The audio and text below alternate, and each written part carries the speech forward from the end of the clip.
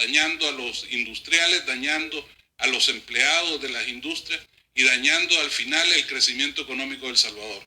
Mucho podemos hacer nosotros o tratar de hacer nosotros como gobierno con la empresa privada, pero si la Asamblea Legislativa nos estorba, va a ser muy difícil que podamos hacer lo que El Salvador necesita.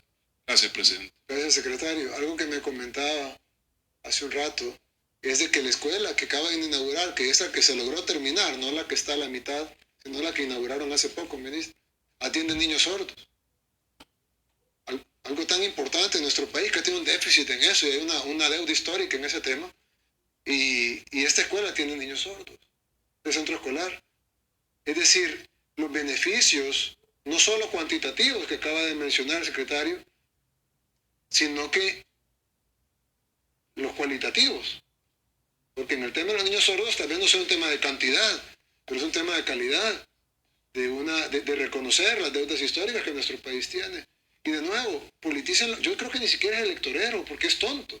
Es decir, al no votar por algo obvio que se debe votar, algo que no tiene ni siquiera discusión, pero lo único que hacen es que la gente diga, tenemos que quitar a este tipo de diputados de la Asamblea Legislativa. Yo creo que no están respondiendo ni siquiera a intereses electoreros, sino que intereses del que llamó por teléfono y le dijo no voten. Que él sí tiene intereses electoreros, pero para después. Entonces, yo les diría a los diputados, no sean tontos. Muchos de ustedes no van a ganar su curul de nuevo, pero algunos sí. No lo pierdan, porque si la gente ve que no votan ni para Fomilenio, por Dios, entonces la gente va a decir, bueno, no hay otra que quitarlos a todos.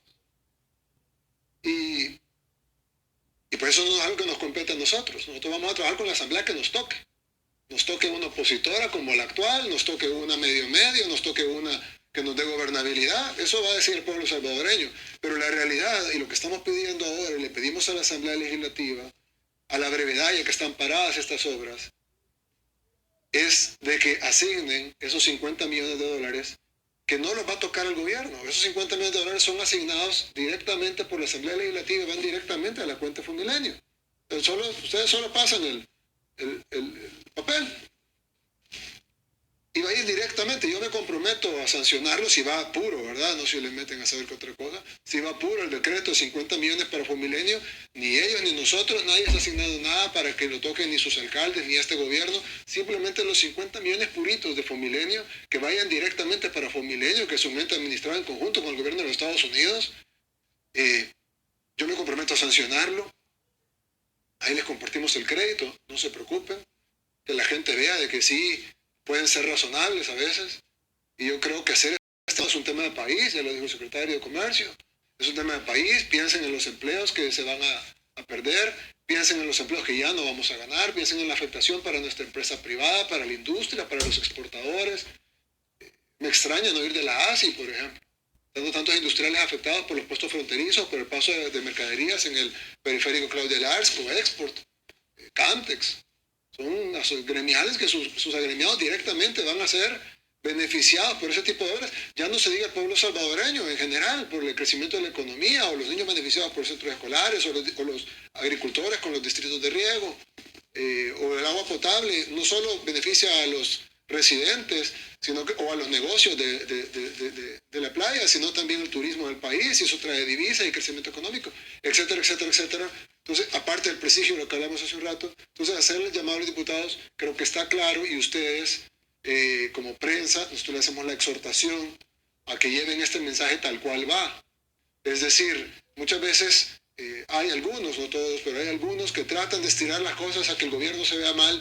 Y yo me pregunto qué ganan con eso. Es decir, la calle no va a aparecer porque ustedes estiren algo. Yo les hago la exhortación a los, no a todos, pues a los tendenciosos, que reporten las cosas como son. Ustedes saben que es un hecho que la Asamblea Legislativa dio dictamen favorable a los 250 millones del BID, incluyendo los 50 millones de Fomilenio. Ustedes saben que es un hecho que el decreto 640 no está vinculado al decreto 608. De hecho, hay 32 decretos de Hacienda en medio, entre el número 608 y el número 640. No tienen ninguna vinculación. Ustedes saben que no es necesaria la asignación en el decreto 640, como sí es necesaria en el decreto 608, porque así fue redactado y así fue aprobado. Ustedes lo saben. Entonces, ustedes saben que la Asamblea Legislativa tiene en sus manos el decreto de asignar 250 y ustedes saben que tienen sus manos también para asignar los 50 que se presentó ahora. Por si no quieren asignar todo y solo quieren asignar Fomilenio, que es lo que creo que, como dijo la ministra, no se debería politizar. Basado en eso, hacemos el llamado a la Asamblea Legislativa a que por favor hagan su trabajo. Es bien fácil, nuestro trabajo es más difícil. O sea, ejecutar es más fácil, es más difícil que solo aprobar. Pero hagan su parte, solo es aprobar. Yo una vez dije que levanten la mano y el presidente de la Asamblea en ese entonces, Norman Quijano, dijo, no, si aquí no levantamos la mano, aquí tenemos pantallas touch. Yo le digo, bueno, más fácil, solo tienen una pantalla touch, un botón. Dijo, no es botón, es una pantalla, digo, siempre son botones, pero no importa, solo tienen que apretar sí. Y con eso van a poder darle al país, no 50 millones, van a poder darle al país todas estas obras que valen muchísimo más de 50 millones y evitar una debacle en el tema de cooperación que significaría no aportar nuestra contrapartida para Fomilenio 2. Bien dicho eso, pasamos a las preguntas de la prensa.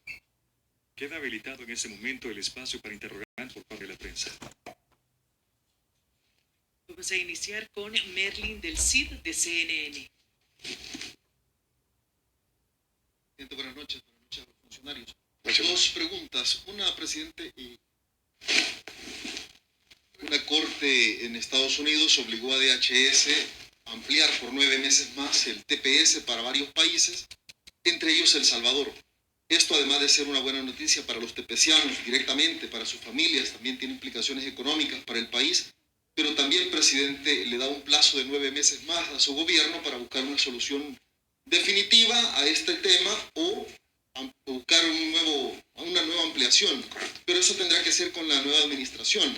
¿Cree usted que hay posibilidades de que su gobierno logre un acuerdo con la administración Biden para este tema? Digo, dado a que su gobierno mostró mucha cercanía con el presidente Donald Trump. Y la otra pregunta es el tema de los casos de COVID. En los últimos días ha superado más de 200 casos diarios y no sé si su gobierno está pensando en implementar nuevas medidas de restricción en el país o hasta cuánto tenemos de margen para esperar esta discusión, presidente. Muchas gracias, Merlin. Dos preguntas muy importantes. En primer lugar, pues contentos con las decisiones que favorezcan a nuestros compatriotas. Todos saben nuestro respeto, nuestra admiración y nuestro cariño por nuestra diáspora, que incluso en los momentos más difíciles de esta pandemia nos han ayudado a sostener la economía de nuestro país. Yo recuerdo que cuando tuvimos un baja en las remesas en abril y mayo, que fueron los meses más duros de la pandemia, pero los economistas decían, El Salvador va a bajar un 50% sus remesas en el año 2020, porque pues eran sus análisis económicos, y de repente las remesas empezaron a subir y a lograr números históricos en junio, en julio, en agosto, en septiembre, en octubre. Y a pesar de que la economía no está totalmente recuperada en ninguno de los países donde envían las remesas. Ni siquiera Estados Unidos, que era el principal y mucho en aquel tiempo, cuando empezó a reportarse ingresos históricos de remesas. Y es porque nuestra diáspora es tan noble que a pesar que ellos probablemente están ganando menos allá, hacen el esfuerzo por enviar más acá. Y como ustedes saben, las remesas no solo sostienen la economía del país, sino que sostienen directa, porque eso no lo agarra el gobierno, que va directamente a las familias más necesitadas en nuestro país. Y la diáspora es un ejemplo realmente para muchos de lo que todos deberíamos de hacer. Si todos fuéramos como ellos, sacaríamos este país adelante así. Así que nos sentimos contentos por el beneficio. Estamos hablando de cientos de miles, muchos hablan de 195,000 salvadoreños. Yo digo más de medio millón, porque sus hijos, que son probablemente ciudadanos americanos y que no van a tener una deportación, sí tendrían una deportación de facto, porque si deportaran a sus padres, pues un niño de 5 años no se va a quedar solo. Y si se quedara solo, pues sería una afectación psicológica para el niño, de cariño, de perder a sus padres o alejarse de sus padres y quedarse con algún tío o con alguien allá. Entonces, toda decisión, venga de la Casa Blanca o venga de una corte o venga del Congreso, que favorezca a nuestra diáspora, pues es celebrada por nosotros y por este gobierno y por este servidor. En el tema del TPS, de una renovación o un estatus permanente, el sueño de los tepecianos desde hace casi 20 años siempre ha sido conseguir un estatus permanente. Como tú bien lo has reportado, a lo largo de ese tiempo, las renovaciones generalmente son de 18 meses, 12 meses. Y la gente pues sí celebra las renovaciones, pero siempre está la zozobra de que los 18 meses se van a acabar. Difícil. Si nos ponemos en los zapatos de ellos para hacer una inversión, por ejemplo, sacar un crédito de una casa, incluso para un banco, darle un crédito de una casa a alguien que no sabemos si en 18 meses va a volver a gozar del estatus migratorio que goza ahorita. Entonces eso es complicado para ellos, sin embargo sale un poco de nuestras manos. En nuestras manos está la gestión. Ustedes también lo reportaron cuando el TPS se perdió en la administración anterior de El Salvador. Y en nuestra administración, gracias a las buenas relaciones con el gobierno actual de los Estados Unidos, logramos, si bien no se le llama ampliación del TPS, sí una ampliación del plazo, que no goza ningún otro país del mundo, solo El Salvador, antes de esto, pues. Y ahora, con lo que me preguntas, por supuesto que vamos a buscar, ya sea lo principal que es, o el ideal, que es una solución permanente, que además el presidente electo Biden lo prometió. En el último debate presidencial que tuvieron, él prometió un camino a la ciudadanía, no solo para los tepecianos, para todos los residentes con estatus migratorio irregular en Estados Unidos. Lo prometió. Y entonces nosotros esperamos y vamos a buscarlo, claro, desde la amistad, desde la gestión que podemos hacer nosotros, de que el presidente electo Biden cumpla con la comunidad latina en Estados Unidos, sobre todo con el salvadoreño. Si no, pues al menos vamos a buscar una prórroga al TPS.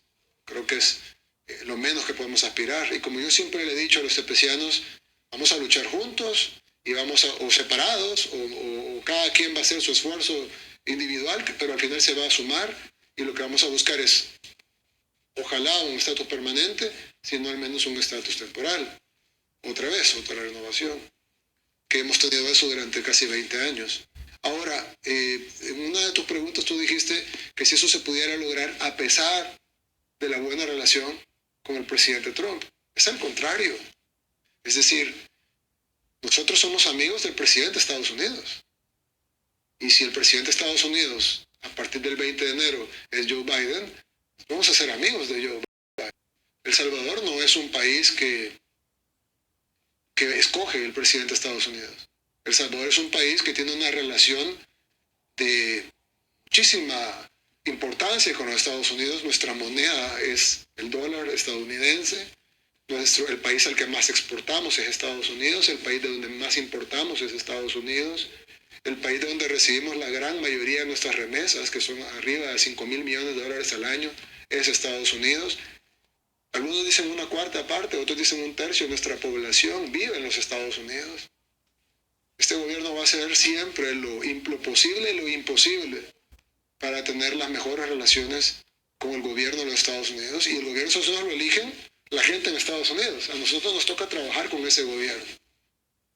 Yo no elegí al presidente Trump.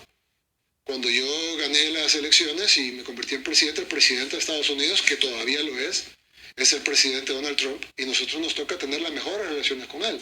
Y las hemos tenido, gracias a Dios. Gracias a eso conseguimos ampliar el plazo para los tepecianos más que los demás países. Conseguimos que bajara la alerta de viaje para El Salvador exclusivamente. Conseguimos que reanudara la ayuda que se había perdido con el gobierno anterior por su apoyo a regímenes que están en contra de los Estados Unidos y por sus comunicados y pancartas de Yankee Go Home, etc. Conseguimos eso. Conseguimos un apoyo sin precedentes para la pandemia. 600 unidades de cuidados, 600 camas de unidades de cuidados intensivos las tenemos gracias al apoyo del gobierno de Estados Unidos. Ambulancias que tienen unidades de cuidados intensivos de transporte, con el que gracias a Dios podemos transportar a un niño que se quemó en Santana en la explosión de una cohetería clandestina, lo podemos transportar en una de nuestras ambulancias nuevas que tienen unidades de cuidados intensivos adentro, gracias a una donación del gobierno de Estados Unidos actual del presidente Trump. Pero cuando entra el presidente Biden, hombre, lo mismo.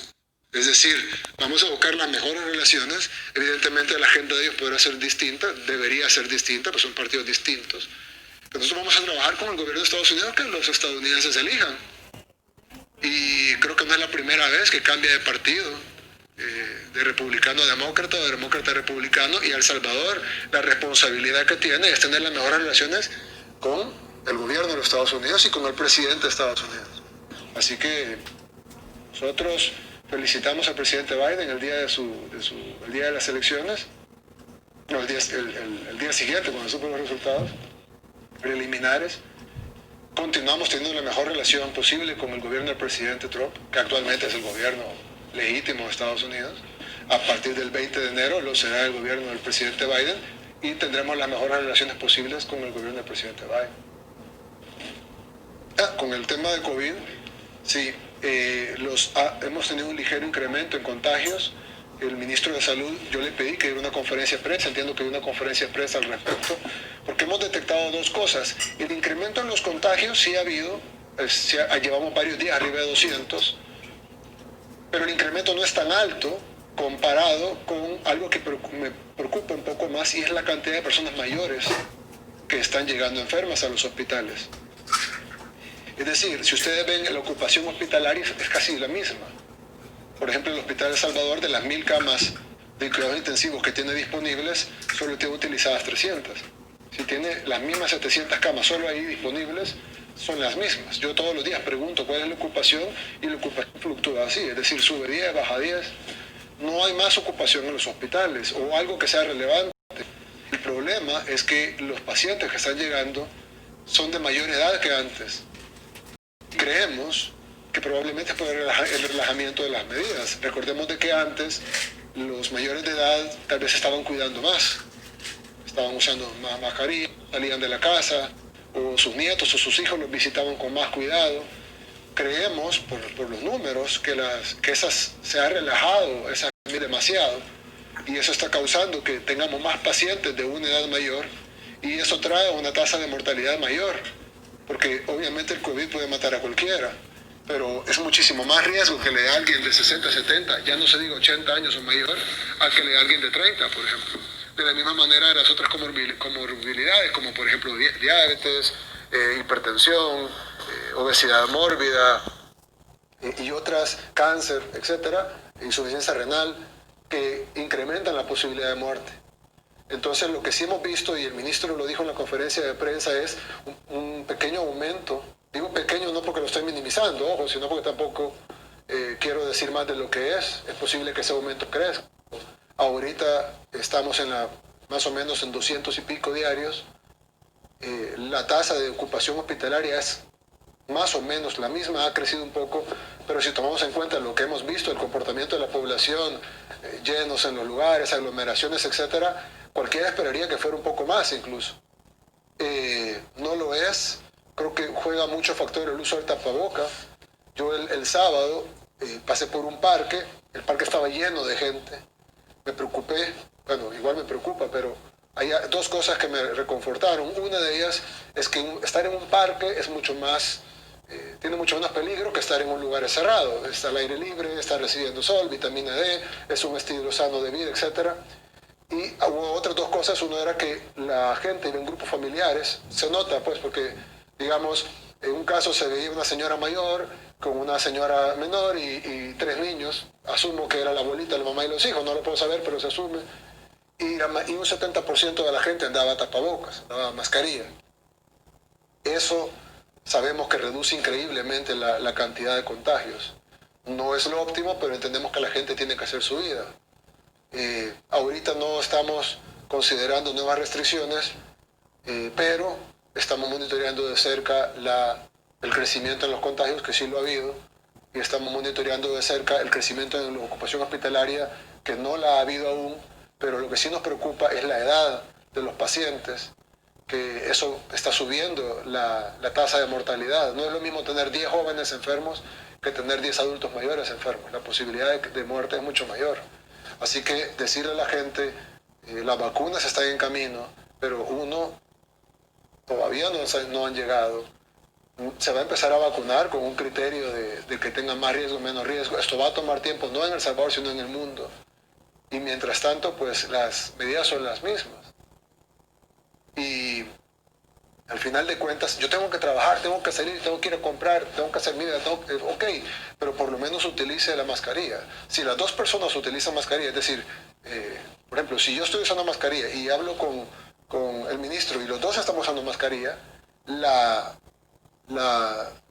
posibilidad de contraer el virus, aun si uno de los dos estuviera positivo de COVID sin saberlo, es del 95%.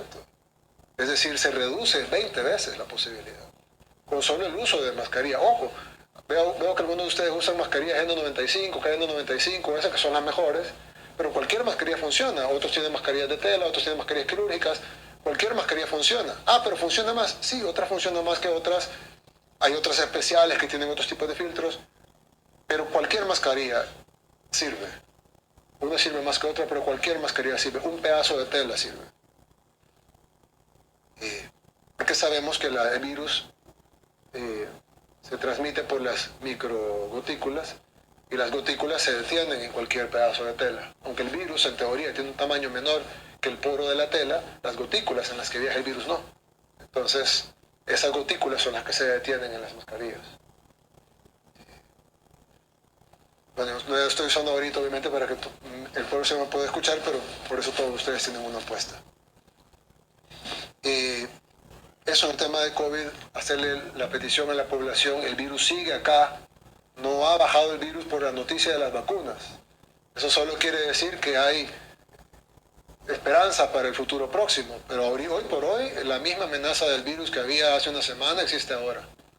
Así que no relajemos las medidas, si tenemos que trabajar y hacer nuestras actividades, hagámosla, pero el lavado de manos y el uso de mascarilla, entre todos reduce el 95%, con solo que hagamos eso, podemos reducir muchísimo la probabilidad de contagio y por ende la mortalidad. Y por favor cuidemos a nuestros mayores de edad y a las personas que tienen comorbilidades como insuficiencia renal, obesidad mórbida, cáncer, hipertensión crónica, etc.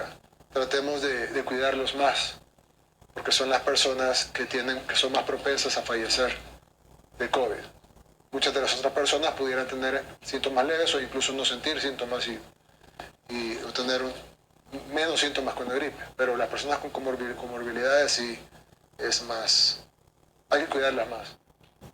Continuamos con Nelson Rentería de Reuters. Buenas noches, presidente, y a su equipo de funcionarios. Presidente, ¿qué va a pasar con los acuerdos que El Salvador firmó con el presidente Donald Trump, como el llamado tercer país seguro? Y si El Salvador está dispuesto a reestructurar estos planes, o los va a suspender, o los va a renegociar, ¿cuál es su visión sobre este tipo de programas que se firmaron con el presidente Trump? Muchas gracias. Gracias. Bien, nosotros, como lo dijimos, nosotros vamos a trabajar con el gobierno de Estados Unidos. El acuerdo de tercer país seguro que se firmó, que fue tan criticado por muchos medios de comunicación, hasta ahorita una sola persona no ha venido al país con base en ese acuerdo. Y nos trajo muchos beneficios. Es decir, fue una negociación que le trajo muchos beneficios al país y el país ha pagado $0 por ese acuerdo y ha tenido cero prácticamente acciones o responsabilidades que ha tenido que hacer con base en ese acuerdo.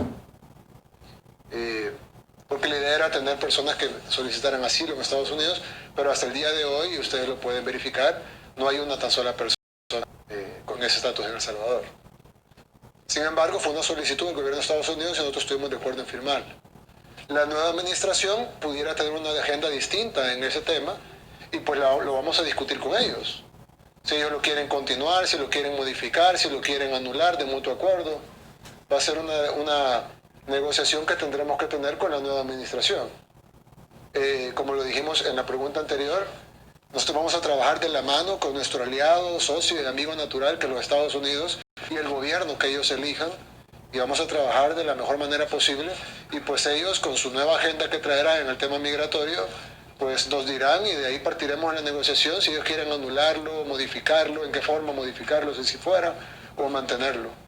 Hoy por hoy es un acuerdo que no le ha costado nada, le ha traído muchos beneficios, pero si la nueva administración quiere cambiarlo o anularlo, pues estamos anuentes a escucharlo y a firmar cualquier acuerdo que le traiga beneficios a los salvadoreños.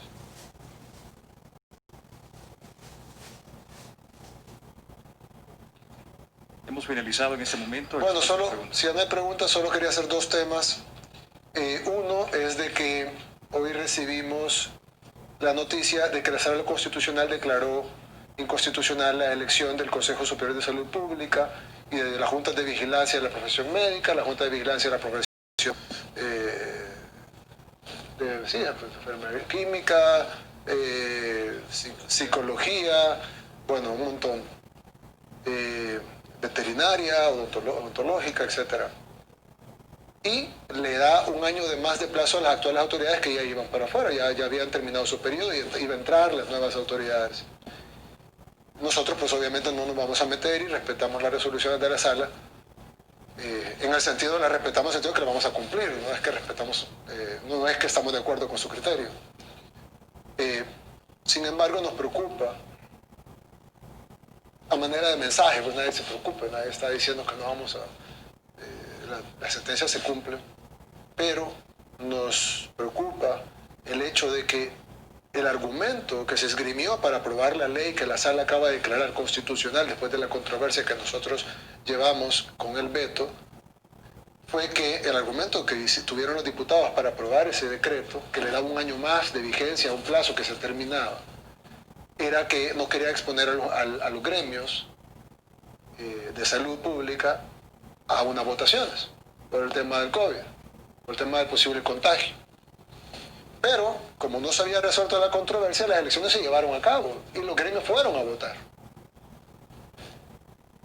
Y los médicos votaron por su junta de vigilancia, y los odontólogos votaron por su junta de vigilancia, y los de psiquiatría, de psicología, de veterinaria, etcétera, votaron por su junta de vigilancia, democráticamente, y eligieron las autoridades que ellos quisieron elegir.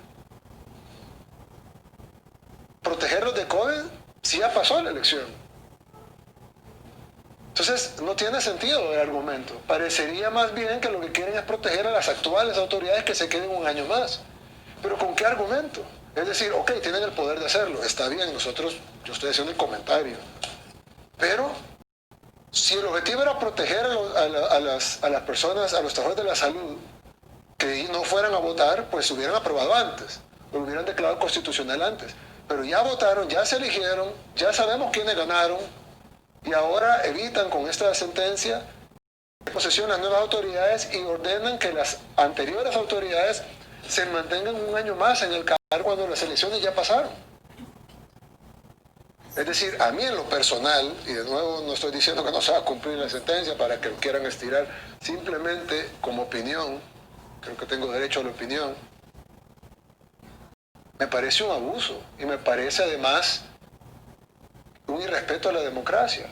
Porque la democracia no solo se debe respetar cuando nos gusta el resultado, sino siempre. Y eso de haber esperado el resultado de las elecciones y una vez ya tabulados los votos, contados y ya sabiendo a quiénes eligieron los médicos, a quiénes eligieron los enfermeros, a quiénes eligieron los psicólogos, a quiénes eligieron los odontólogos, y ahora que probablemente no les gustan las personas que eligieron, deciden, ¿saben qué? Para protegerlos del COVID de una elección que ya pasó, vamos a no permitir que entren las nuevas autoridades que ustedes eligieron democráticamente y vamos a dejar a las que ustedes no eligieron que se queden un año más del periodo que les quedaba. ¿Alguien siente que eso tiene lógica? Es decir, de verdad, esto, yo no sé, es decir, ¿será solo por contrariar al gobierno? ¿Será porque de verdad sienten que deben de conservar la mayor cantidad de poder posible en las instituciones que no están en el Ejecutivo? Es una sentencia absurda, no tiene ninguna lógica ni sentido común. Se va a cumplir, claro, porque son los que las emiten, pero yo le pregunto a los salvadoreños, le pregunto a los gremios que han sido burlados en sus elecciones, a todos los que votaron por sus juntas, por lo que ustedes quieren que los representen en la Junta de Vigilancia de las Profesiones y en el Consejo Superior de Salud Pública. Yo le pregunto, ahora la sala dice que sus votos no valen nada, que su elección no vale nada, que las autoridades actuales se tienen que quedar un año más y que la gente que ustedes eligieron ya no puede tomar posesión. Me preocupa porque si hacemos ese tipo de violaciones a la democracia en cuestiones pequeñas en número, pues grande en calidad, pero pequeñas en número, pues qué violaciones a la democracia no pudieran venir en futuras sentencias de elecciones más grandes en número, como las elecciones de alcaldes y diputados que vienen para el próximo año. Entonces, ya que algunos medios, no todos, aquí veo un montón de medios, pero hay 2 o 3 que siempre tratan de estirar las cosas y dicen, ah, sí, dictadura y tal. Yo les quiero preguntar, ¿quién está atentando contra la democracia realmente? Nosotros observamos las elecciones, las vimos, votaron y ya. Los que interfieren en la democracia son otros, interfieren con un pretexto que ya no se puede esgrimir, como evitar que se contagien si ya pasaron las elecciones. ¿Para qué? ¿Para dejar a las autoridades anteriores? Es decir, ojo, porque muchas veces hay mucho escrutinio y está muy bien, y esa es su labor, el labor de la prensa, lo felicito, hay mucho escrutinio en el Ejecutivo, pero no se les olvida hacer escrutinio en los otros lados, porque en su cara se están pasando las cosas, y no hay ni siquiera un artículo o alguien que diga, miren, pero eso es una violación a la democracia, o esto es una dictadura, nada, silencio, como que fuera algo normal. Es más, esperando más bien si nosotros vamos a hacer algo. Entonces, para noticias no vamos a hacer nada, pero creo que sí deberían resaltar los golpes a la democracia que se están dando de parte de los otros órganos de Estado. Y el otro tema es que mañana está la votación, que básicamente todos ustedes, como ustedes saben, creo que nadie de los que está aquí no sabe que es una votación arreglada, y que ya los argumentos de la defensa, lo cual es una violación al debido proceso y a la presunción de inocencia. No, es que eso se va a definir en un juzgado, dicen. Bueno, y con el caso de Norman Quijano, ¿por qué no lo quitaron el fuero y que se viera su presunción de inocencia en el juzgado? No, porque el diputado Norman Quijano dijo, yo no confío en el sistema de justicia en el país. Y nadie dijo nada, nadie dijo, el diputado Quijano dice que no confía en el sistema de justicia del país. No, se quedaron callados, los diputados vinieron porque no confiaban, querían proteger al diputado, no lo desaforaron, a pesar que habían videos, habían pruebas irrefutables prácticamente de que sí había cometido un delito, y no le quitaron el fuero. ¿Por qué? Porque evidentemente es un proceso o un preproceso que tiene que tener garantías. Y sin embargo, no le quitaron el fuero, a pesar que debieron habérselo quitado por la cantidad de pruebas irrefutables y el delito real que había cometido. Y ahora le quieren quitar el fuero, bueno, no le quieren, le van a quitar el fuero al director de la policía, bueno, no al director de la policía, al viceministro de seguridad, pues el director no se lo pueden quitar porque no lo tiene, aunque es la misma persona. Le van a quitar el fuero al viceministro por no haber querido cometer un delito. Tienen 10 meses de estarle diciendo a la policía que ellos deben de rehusarse a cumplir órdenes ilegales. Eso no tienen 10 meses de estarle diciendo. Ustedes no deben de cumplir órdenes ilegales, no importa si vienen del mismo presidente. Bueno, la fiscalía, perdón, no fue la fiscalía, la asamblea le da una orden ilegal al director de la policía y le dice, vaya a traer por apremio, se ha esposado al ministro de Hacienda, porque no vino a la reunión cuando el ministro de Hacienda estaba en el Salón de la Par presentando el presupuesto general de la Nación, que le toca por ley presentarlo ese día, y por tradición se presenta el 30 de septiembre. Y los diputados, obviando que tiene una excusa válida, notoria y totalmente irrefutable, lo mandan a traer por apremio. Además, no le avisaron que le iban a traer por apremio si no le asistía y que no hubiera podido de todos modos. Y además, él goza de fuero, entonces no puede la policía llegar y esposarlo, tenía que dar el fuero primero. Si no esposáramos a la norma, nos lo lleváramos por negociar con pandillas de una vez, pero no podemos porque tiene fuero. Entonces, ¿por qué se respeta el fuero de Norman, pero no se respeta el fuero del ministro? Ojo, que el delito de Norman fue negociar la vida y la sangre de los salvadoreños a cambio de votos. El delito del ministro fue no ir a una reunión a la cual estaba convocada otra reunión en el Salón de la Par, para ver la diferencia de delito. Y sin embargo, la fiscalía lo ve como un gran delito y presenta que se le haga un antejuicio al director de la policía y viceministro de justicia por no haber cometido una ilegalidad al ir a traer esposado al ministro de Hacienda. Y los mismos diputados que no le quitaron el fuero a Norman Quijano, hoy se lo quieren quitar al director de la policía. Ya sabemos que lo van a hacer, no estoy reclamando ni haciendo ningún llamado ni exhortación a que no lo hagan, porque ya sabemos que esto está planchado desde mucho antes de que... O sea, ¿para qué escuchan a la defensa? ¿Para qué escuchan alegatos? ¿Para qué escuchan pruebas. ¿Para qué ven pruebas? Si de todos modos ya saben que con aritmética lo van a hacer. El proceso está viciado, se va a caer en cualquier juzgado y son mínimamente justos. Pero eso solo ejemplifica realmente la clase de asamblea legislativa y la clase de diputados que tenemos, su mayoría. Sí, abusan de su poder, pudiera llamarse una dictadura legislativa. De hecho, me han quitado casi todo, entre ellos y la sala, me han quitado casi todo el poder que tiene el presidente en la Constitución. Y bueno, no puedo hacer ningún llamado a los diputados porque no lo van a escuchar, pero sí le hago un llamado al sistema de justicia, de que respondan con altura a estos abusos que están cometiendo los diputados, y un llamado a los salvadoreños a que vean el tipo de asamblea legislativa que tenemos, en donde a los mareros, como Norman Quijano, los dejan libres, pues sin fuero, con fuero, perdón, los protegen, y a los que combaten a las pandillas, a los que combaten a la delincuencia, les quitan el fuero. Esa es la justicia en nuestro país,